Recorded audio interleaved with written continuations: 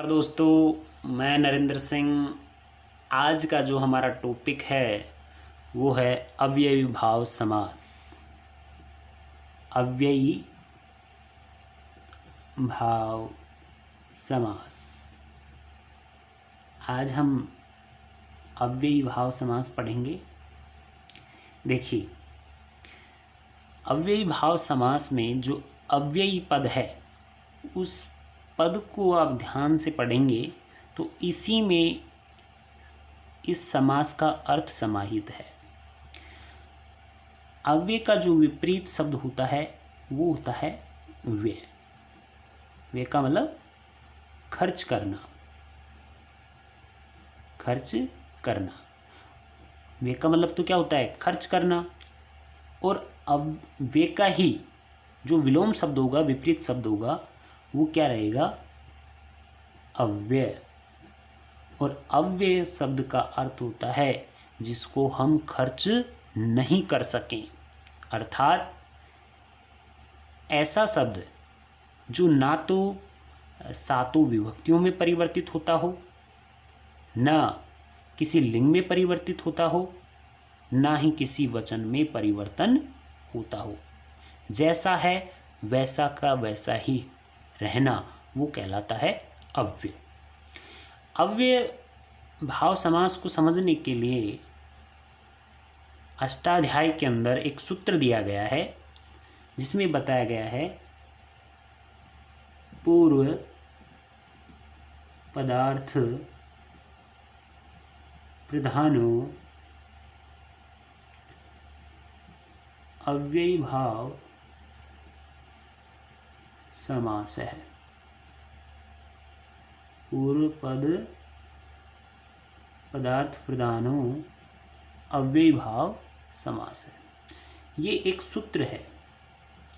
इस सूत्र के माध्यम से ही हम आज अव्यय भाव समास पढ़ेंगे और ये सूत्र ही हमें बताएंगे कि अव्यय भाव समास किसे कहते हैं। तो सूत्र में पहला जो पद दिया गया है वो दिया गया है पूर्व।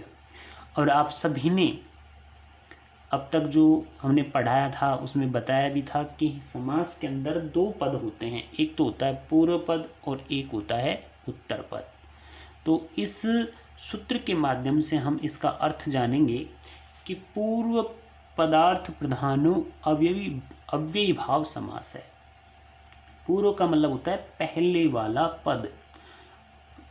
पूर्व पद अर्थ, यहाँ पर संधि हो रही है, दीर्घ संधि, कि पूर्व पद अर्थ प्रधानो अव्ययी भाव समास है। अर्थात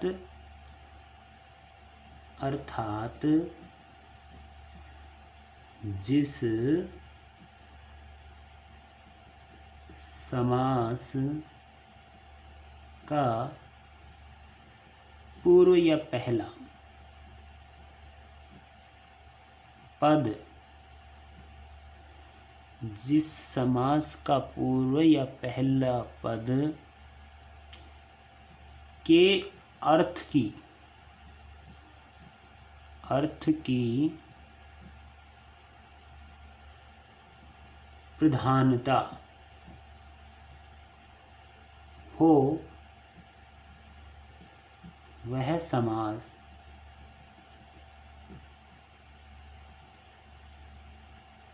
अव्यय भाव समास कहलाता है।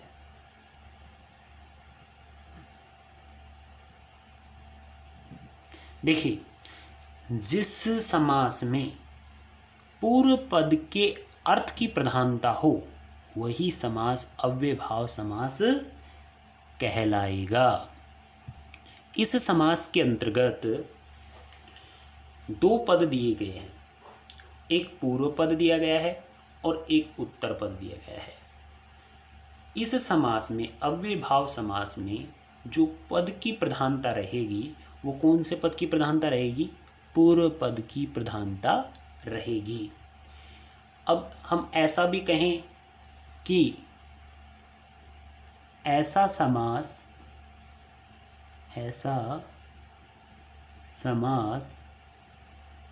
जो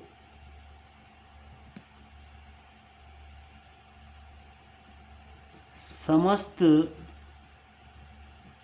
पद को अव्यय बना दे,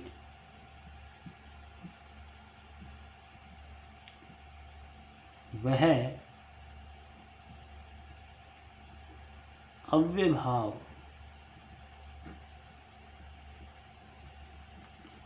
समास कहलाता है। देखिए, इस समास के अंदर जब पूर्व पद जुड़ेगा, कहने का तात्पर्य ये हुआ कि दो या दो से अधिक जितने भी पद हैं हमारे पास में, उन पदों की विभक्तियों का लोप इत्यादि करने के बाद में जब हम समस्त पद बनाएंगे तो उस समस्त पद के अंदर एक ऐसा पद रहेगा जो कि अव्यय रहेगा, और वो अव्यय उस समस्त पद में जुड़ने के बाद में जो सामासिक पद होगा वो क्या बन जाएगा, एक अव्यय बन जाएगा, और उसी को हम क्या कहेंगे, अव्ययभाव समास कहेंगे। देखिए, अव्ययभाव समास के अंतर्गत सबसे जो महत्वपूर्ण बात बताई गई है उसमें कहा गया है कि अव्ययभाव समास में नित्य रूप से समस्त पद का लिंग नपुंसक लिंग में होगा। पुंसक लिंग होगा। अव्ययभाव समास में नित्य रूप से समस्त पद का जो लिंग होगा वो कौन से लिंग में होगा, नपुंसक लिंग में होगा। कहने का तात्पर्य ये हुआ कि जब ये समस्त पद बनेगा तो समस्त पद का जो लिंग होगा वो कौन सा रहेगा, नपुंसक लिंग रहेगा। हमारे पास में दो कंडीशन आ चुकी हैं। तीसरी कंडीशन ये है कि अव्ययभाव समास में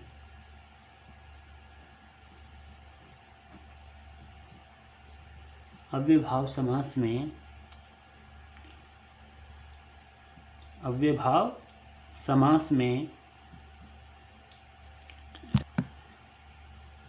समस्त पद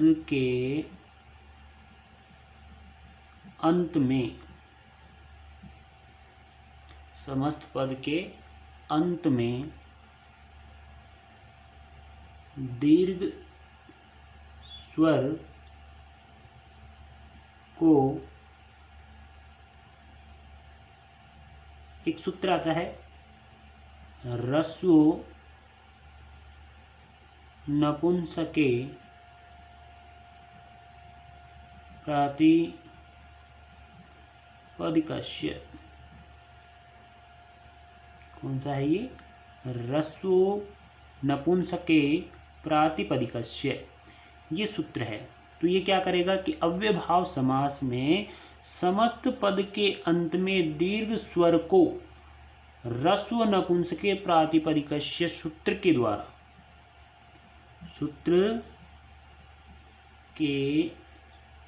द्वारा दीर्घ स्वर को ह्रस्व स्वर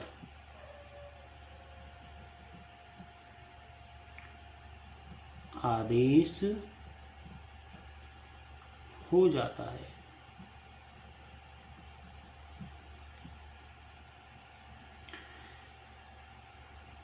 अव्ययभाव समास में जब समस्त पद होगा और उस समस्त पद के अंत में कोई भी दीर्घ स्वर हो तो उस दीर्घ स्वर को ये क्या कर देगा, ह्रस्व कर देगा। जैसे ए आ हो, इधर दीर्घ ई हो और दीर्घ ऊ हो, इनको क्या करेगा, ये आक को तो क्या आदेश कर देता है, ए, ई को क्या करेगा, ह्रस्व ई, और ऊ को क्या करेगा, ह्रस्व उ आदेश करता है। कौन सा सूत्र करेगा, ह्रस्व नपुंसके प्रातिपदिकस्य। इस सूत्र के द्वारा ये कार्य हो जाएगा। अब जो चौथी कंडीशन है हमारी वो ये है कि अव्ययभाव समास में, अव्ययभाव समास में समस्त पद के अंत में ह्रस्व ए हो तो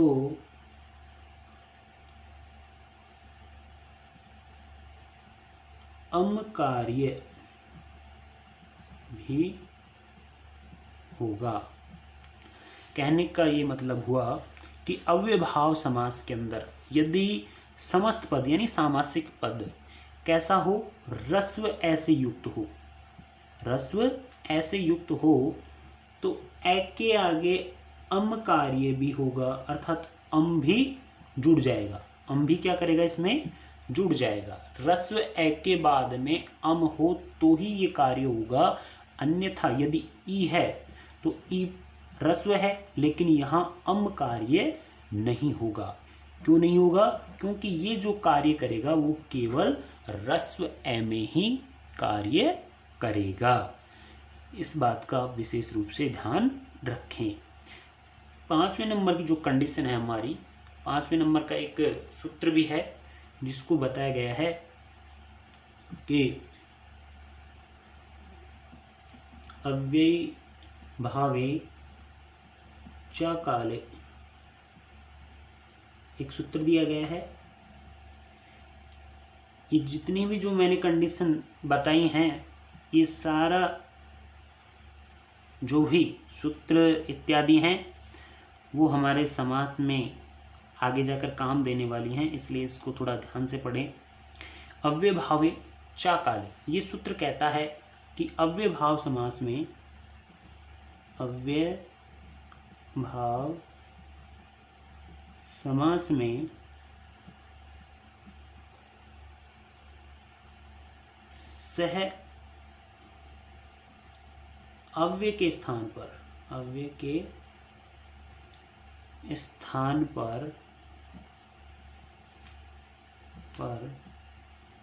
स आदेश हो जाता है, स आदेश हो जाता है। लेकिन कहाँ आदेश होगा, तो इन्होंने कहा कि च ए काले, जहाँ, जहाँ कहाँ, जहाँ समयवाची या फिर हम कहें कालवाची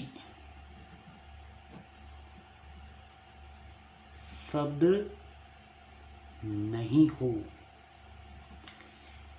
सह अव्यय के आगे देखिए, सह अव्यय है और सह अव्यय के आगे, ये सह अव्यय है, सह अव्यय के आगे क्या नहीं होना चाहिए, समयवाची या फिर हम इसी को कहेंगे कि कालवाची, ये शब्द नहीं होने चाहिए, तो ही इस सह के स्थान पर स आदेश होगा, तो ही इस सह के स्थान पर स आदेश होता है।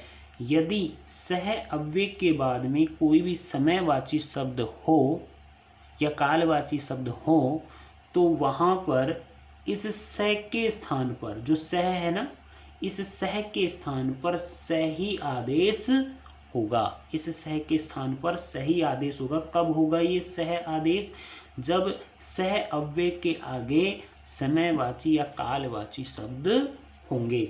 सह अव्यय के आगे समयवाची शब्द न होने पर सह अव्यय के स्थान पर केवल स आदेश हो जाता है। अब हम अव्ययभाव समास स्टार्ट करने जा रहे हैं। और अव्ययभाव समास का जो प्रथम सूत्र है वो ये है, अव्यय विभक्ति समीप समृद्धि वृद्धि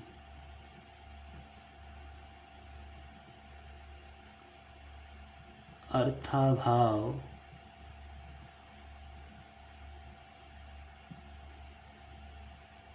अत्यय असंप्रति शब्द प्रादुर्भाव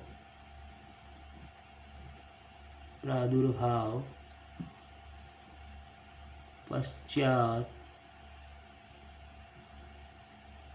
यथा आनुपूर्व्य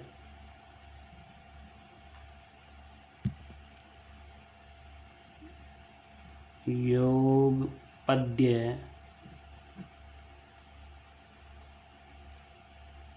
सादृश्य संपत्ति साकल्य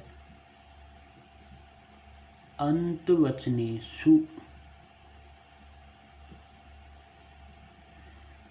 देखिए ये एक सूत्र है, इस सूत्र में क्या क्या बताया गया है, अव्यय विभक्ति समीप समृद्धि वृद्धि अर्थाभाव अत्यय असंप्रति शब्द प्रादुर्भाव पश्चात यथा आनुपूर्व योग पद्य सादृश्य संपत्ति साकल्य अंतवचनेषु। इस सूत्र के माध्यम से हमें 16 शब्द गिनाए हैं या 16 अव्यय गिनाए हैं। इन अव्ययों के माध्यम से ही हम अव्ययभाव समास पढ़ेंगे। 16 अव्यय कौन कौन से हैं? पहला इन्होंने बताया है विभक्ति, सेकंड बताया इन्होंने समीप, समृद्धि, वृद्धि, अर्थाभाव, अत्यय, असंप्रति, शब्द प्रादुर्भाव, पश्चात, यथा, अनुपूर्व, योग पद्य, सादृश्य, संपत्ति, साकल्य और अंतवच। 1 2 3 4 5 6 7 8 9 10 11 12 13 14 15 और ये 16, ये 16 अव्यय हैं। इन्हीं को लेकर के हम अव्ययभाव समास पढ़ेंगे। तो इसमें क्या क्या बताया गया है, कुछ शब्द गिनाए हैं, ये 16 शब्द गिनाए हैं, जिसमें पहला अव्यय है विभक्ति। कौन सा है? विभक्ति है, ये पहला है। सेकंड है हमारा समीप,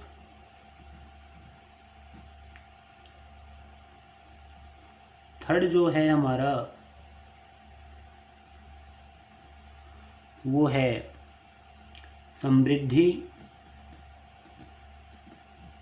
इनके अव्यय भी हम साथ साथ लेकर के चलेंगे। जैसे विभक्ति में जो लौकिक विग्रह होगा उसमें तो इति का प्रयोग होगा और इति के स्थान पर अधि अव्यय का प्रयोग होगा। समीप का जो अव्यय होगा वो होगा उप। समृद्धि का होगा वो रहेगा शु। अब हम लेकर के चलते हैं 4th नंबर का, वो है वृद्धि। वृद्धि का होगा दूर, या फिर संक्षिप्त रूप में लिखें तो दुहु। 5वां होगा हमारा अभाव। अभाव का जो अव्यय रहेगा वो रहेगा निर, या फिर हम इसको नि भी कर सकते हैं। फिर है 6 नंबर का अत्यय। अत्यय का जो अव्यय रहेगा वो रहेगा अति। फिर है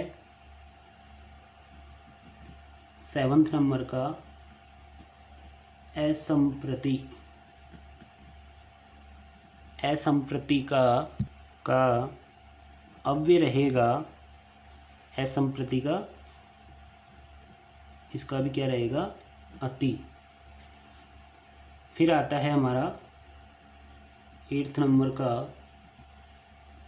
शब्द प्रादुर्भाव, शब्द प्रादुर्भाव का रहेगा इति। फिर आता है हमारा पश्चात, पश्चात का रहेगा अनु, यथा, यथा के प्रकार रहेंगे विप्सा, योग्यता और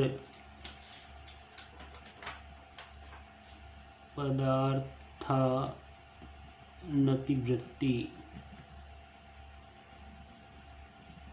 अब इसमें जो विप्सा है उस विप्सा का अव्यय रहेगा प्रति, योग्यता का रहेगा अनु और पदार्थानतिवृत्ति का रहेगा यथा। अब क्या बच रहा है हमारे पास में, आनुपूर्व, आनुपूर्व, इसका जो अव्यय रहेगा वो रहेगा अनु, योग पद्य, योग पद्य इसका रहेगा सह, सादृश्य, सादृश्य का भी क्या रहेगा, सह अव्यय रहेगा। फिर हम लेकर के चलते हैं संपत्ति, संपत्ति का भी क्या रहेगा, सह अव्यय। फिर है साकल्य, साकल्य अव्यय का भी क्या रहेगा, सह। और जो अंतिम है वो है अन, अन का क्या रहेगा, सह। ये क्या रहेंगे, इसके अव्यय रहेंगे, ये क्या रहेंगे, इनके अव्यय रहेंगे और इन शब्दों के स्थान पर इन अव्ययों का प्रयोग होगा। और ये रहेंगे हमारे 16, यथा के कुछ अलग से गिना दिए गए हैं, ठीक है। अब हम इन्हीं के माध्यम से जो अव्ययभाव समास है वो जानेंगे। सबसे पहला आता है हमारे पास में विभक्ति। जैसे विभक्ति का जो अर्थ होगा यहाँ पर वो सप्तमी विभक्ति में चलेगा और वो विभक्ति के स्थान पर इति का प्रयोग होगा। जैसे हम कहते हैं सभायाम इति, ये क्या है, इसका लौकिक विग्रह है। ये क्या रहेगा, इसका लौकिक विग्रह। विग्रह हमने बताए थे कि 2 प्रकार के होते हैं, एक होता है लौकिक विग्रह, एक होता है अलौकिक विग्रह। सभायाम इति, अब यहाँ पर हमें 2 पद मिल रहे हैं, एक तो सभायाम मिल रहा है और एक मिल रहा है इति। अब इन्हीं दोनों पदों को ही हमें क्या करना है, एक पद का निर्माण करना है। जैसे इसमें सभायाम के अंदर जो शब्द है वो कौन सा है, सभा शब्द है और सप्तमी का एक वचन है। जैसे रमायाम, तो इसके अंदर सप्तमी के एक वचन में गी क्या आता है, गे, ये क्या है, विभक्ति प्रत्यय है। इति के स्थान पर हमें कौन सा अव्यय लेना है, अधि लेना है, तो अधि का हम इस प्रकार से अधि को रखेंगे। आगे कौन सा है, शु लेकर कहेंगे। विभक्तियों का लोप कर दीजिए। विभक्तियों का लोप होने के बाद में हमारे पास में शेष बचता है सभा और इधर क्या है, अधि। अब देखिए अव्ययभाव समास है और अव्ययभाव समास के अंदर जो पूर्व पद रहेगा यानी पहले वाला पद रहेगा वो कैसा रहेगा, अव्यय रहेगा।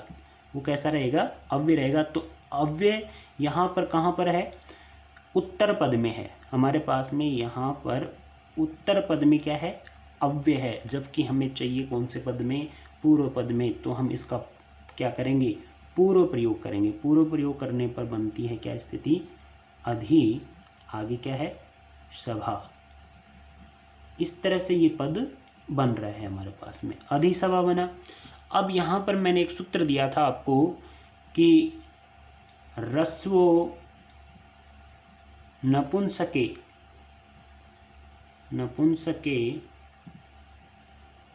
प्रातिपदिकस्य, ये सूत्र मैंने आपको दिया था कि ये कहता है कि जहाँ पद के अंत में यदि दीर्घ स्वर हो तो वहाँ पे ह्रस्व कार्य करता है। तो यहाँ पर दीर्घ स्वर क्या है? आ है। देखिए सभा में जो भा है उसमें कौन सा स्वर जुड़ा हुआ है? आ जुड़ा हुआ है। तो इसको हम ह्रस्व करेंगे तो क्या बनेगा? ये अधिशभ,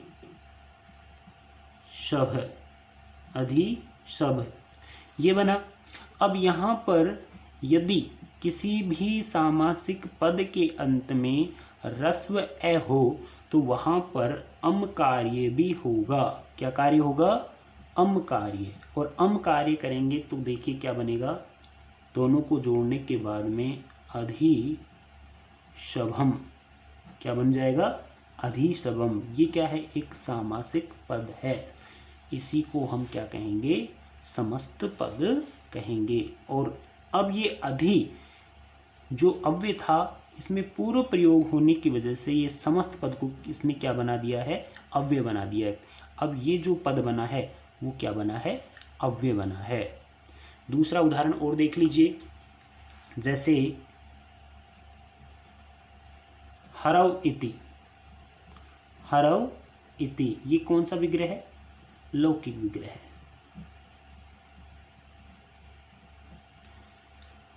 देखिए दो पद हैं, इसमें जो हरव है, हरव में हरि शब्द है और सप्तमी का एक वचन है। गी विभक्ति प्रत्यय लेंगे, इति जो है उसके स्थान पर क्या करेंगे? अधि अव्यय का प्रयोग करेंगे और विभक्ति जोड़ेंगे यहाँ पर शु। विभक्तियों का क्या कर देंगे? लोप कर देंगे यहाँ पर। अब यहाँ पर अधि है, उस अधि का पूर्व प्रयोग करेंगे और पूर्व प्रयोग करने पर, अधि का पूर्व प्रयोग होने पर शब्द बनता है हमारे पास में अधिहरि। अब देखिए यहाँ पर ना तो ह्रस्व नपुंसक के प्रातिपदिक से सूत्र लगेगा। क्यों? क्योंकि पहले से ही क्या है? ये ह्रस्व स्वर है। पहले से क्या है? ये ह्रस्व स्वर है। और ना ही यहाँ पर अम कार्य होगा। क्यों? क्योंकि यहाँ पर पद के अंत में कोई भी ह्रस्व स्वर नहीं है। और जो ये पद बना, ये जो समस्त पद बना, वो कैसा बना? अव्यय के रूप में बना। और यही क्या हुआ? अव्ययभाव समास हुआ। इसी के अंतर्गत क्या आया? अव्ययभाव समास। अब देखिए दूसरा और ले लीजिएगा, एक और उदाहरण ले लीजिए इसमें, जैसे गोपी इति। इसमें गोप तो क्या है? शब्द है और वही सप्तमी का एक वचन है। नी प्रत्यय लेंगे। अब यहाँ पर इति के स्थान पर अधि का प्रयोग करेंगे, सु लेकर के आएंगे। इसमें विभक्ति जुड़ी हुई है, विभक्तियों का लोप कर देंगे। अधि का क्या करेंगे? पूर्व प्रयोग। और दूसरा शब्द क्या है? गोप है, अधिगोप बना। अब यहाँ पर ये ह्रस्व स्वर है, ह्रस्व स्वर होने की वजह से हम कौन सा कार्य करेंगे? अम कार्य करेंगे। और अम कार्य करने के बाद में जो समस्त पद बनेगा वो बनेगा अधिगोपम। क्या बन जाएगा? अधिगोपम।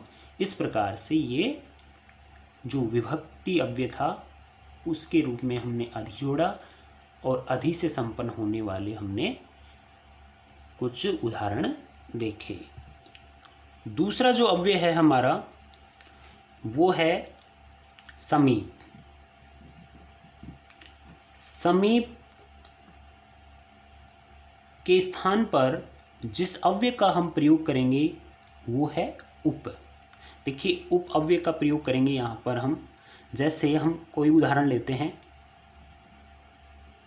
कृष्णस्य समीपम। कृष्णस्य समीपम, ये क्या हो गया? लौकिक विग्रह है। लौकिक विग्रह। अब यहाँ पर कृष्णस्य के अंतर्गत शब्द कौन सा है? कृष्ण शब्द है। विभक्ति कौन सी है? षष्ठी का एक वचन है। षष्ठी के एक वचन के अंदर जो विभक्ति प्रत्यय जोड़ेंगे हम, वो क्या जोड़ेंगे? न्यस। आगे क्या है? समीप है। समीप के स्थान पर हमने कौन से अव्यय का प्रयोग किया था? उप अव्यय का प्रयोग किया था, तो उप कर देंगे यहाँ पर। आगे क्या है? विभक्ति प्रत्यय सु लेकर के आएंगे। विभक्तियों का क्या कर देंगे? लोप। अव्यय का पूर्व प्रयोग करेंगे, उप। आगे क्या है? कृष्ण। आगे क्या है? कृष्ण। अब यहाँ पर जो ये समस्त पद था, इस पद के अंत में ह्रस्व स्वर है या दीर्घ स्वर है? तो यहाँ पर हमारे को ह्रस्व स्वर प्राप्त हो रहा है, और ह्रस्व जहाँ जहाँ स्वर प्राप्त होगा वहाँ हम क्या करेंगे? अम कार्य करेंगे। क्या करेंगे? अम कार्य। और अम कार्य करने के बाद में जो समस्त पद बनता है वो बनता है उपकृष्णम। क्या बनेगा? वो उपकृष्णम। जैसे दूसरा और उदाहरण ले लीजिए, गंगाया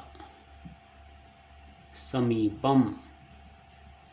गंगा के समीप। देखिए इसमें शब्द कौन सा है?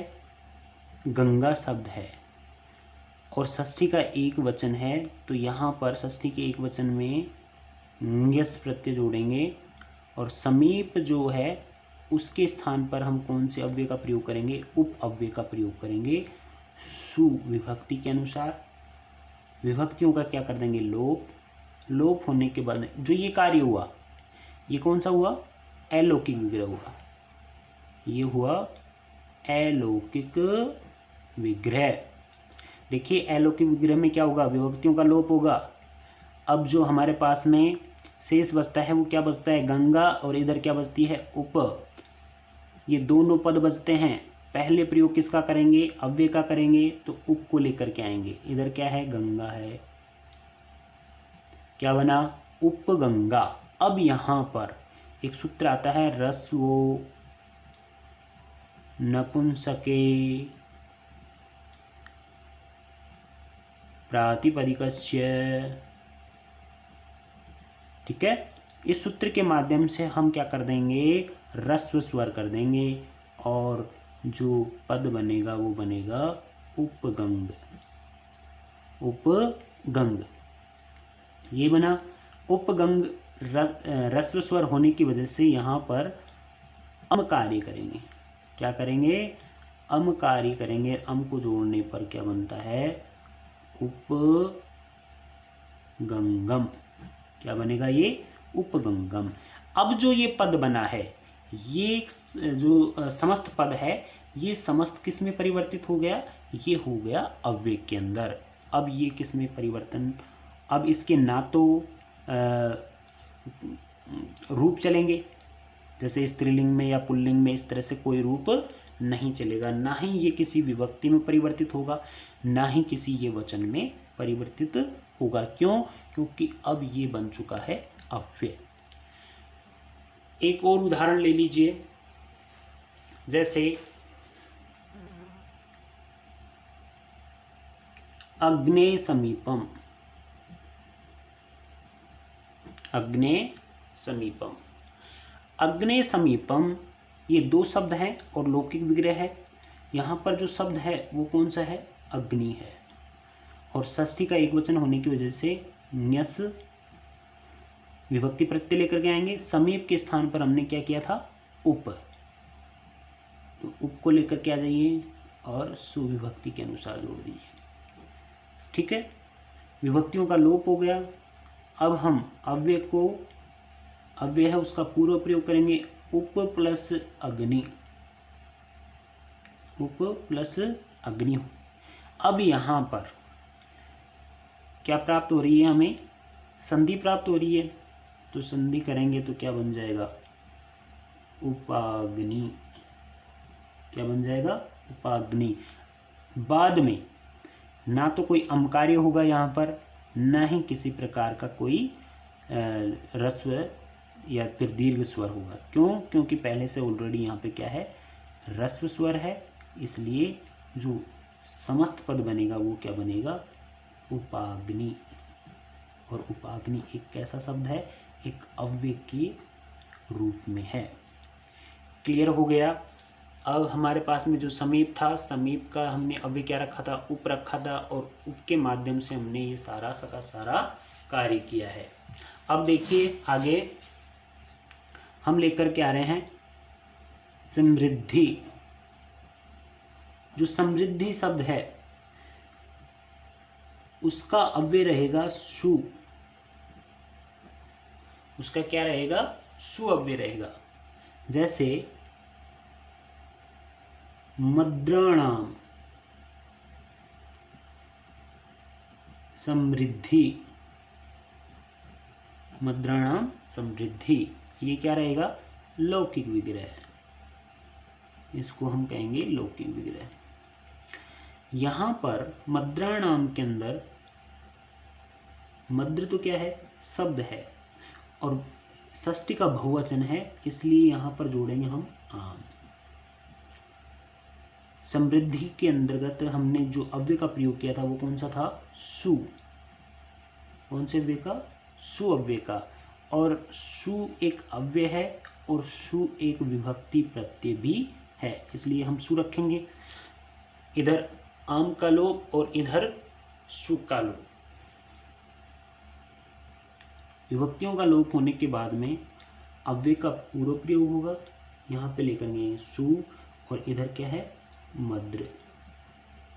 ये बना। आगे हमारे पास में रस्व स्वर है, रस्व अस्वर है, इसलिए यहाँ पर क्या कार्य करेंगे, अम कार्य करेंगे। और अम कार्य करने के बाद में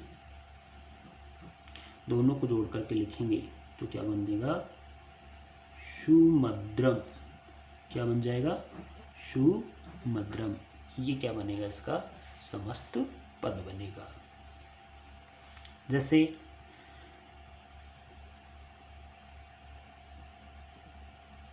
अभ्यासानाम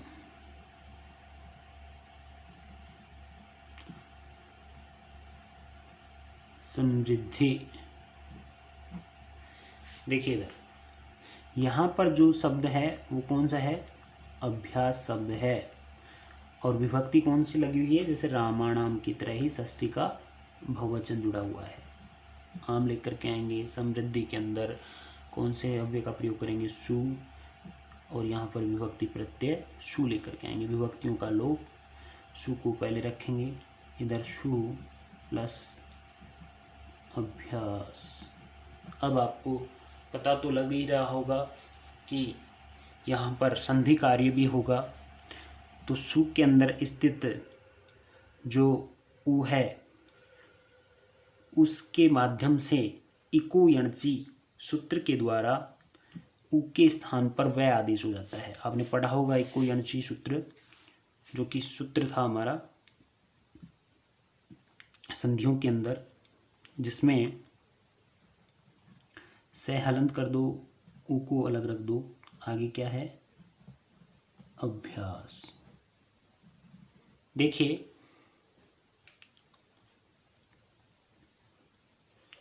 यहाँ पर इको यणची, इक स्थानीय यणादेश और इक वर्णों में उ भी आता है, आपको पता है। तो उ के स्थान पर हम क्या कर देंगे, वह आदेश कर देंगे। आगे क्या है, ए है, यहाँ पर क्या है, ये ए। इसको इस तरह से रखेंगे। जब वह को, वह हलंत और ए को दोनों को जोड़ देंगे तो वह कंप्लीट। यहाँ पर से कैसा है, हलंत है, और इधर क्या है, अभ्यास। स्वाभ्यास बनाइए। अब यहाँ पर अम कार्य भी हो जाएगा। अम कार्य करेंगे तो क्या बन जाएगा, ये स्वाभ्यासम। ये जो पद बनता है हमारा वो क्या है, एक सामासिक पद है। अब देखिए हम नेक्स्ट जो शब्द है हमारे पास में वो है वृद्धि। और वृद्धि का जो अव्यय रूप है हमारे पास में वो है दुर। अब वृद्धि है, उस वृद्धि का जो हम अव्यय प्रयोग करेंगे वो क्या करेंगे, दुर अव्यय का प्रयोग करेंगे। जैसे यवनानाम,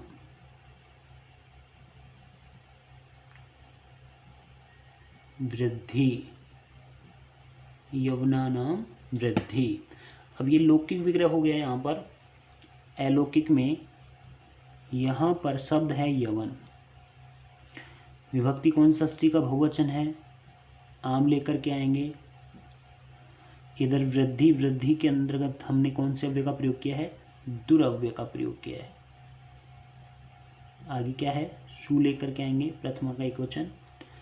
विभक्तियों का क्या कर देंगे, लोप। पहले क्या रखेंगे हम, दुर, आगे क्या है, यवन। देखिए इधर यहाँ पर जब दोनों को मिलाएंगे तो जो शब्द बनेगा हमारा वो ऐसे बनेगा, रे हलंत है। और रे हलंत होने के आगे हमारे पास में कोई किसी प्रकार का स्वर नहीं है। स्वर न होने की वजह से हम इस रे को क्या कर देंगे, आगे जो रे से आगे वाला जो वर्ण है उसके ऊपर ये रे चढ़ जाएगा और क्या बनेगा, ये दुर्यवन बना। आगे रस्व स्वर होने की वजह से अम कार्य करेंगे और अम कार्य करने के बाद में दोनों को जोड़ करके लिखेंगे तो क्या बनेगा, दुर्यवनम। क्या बनेगा, ये दुर्यवनम बनेगा। वैसे ही मूढ़ानाम, मूढ़ानाम वृद्धि बनाइए। अब इसको किस प्रकार से बनाएंगे, देख लीजिएगा, वापस देख लीजिएगा कि यहाँ पर मूढ़ शब्द है। कौन सा शब्द है, मूढ़ शब्द है। रामाणाम की तरह ही चलेगा ये, मूढ़ानाम,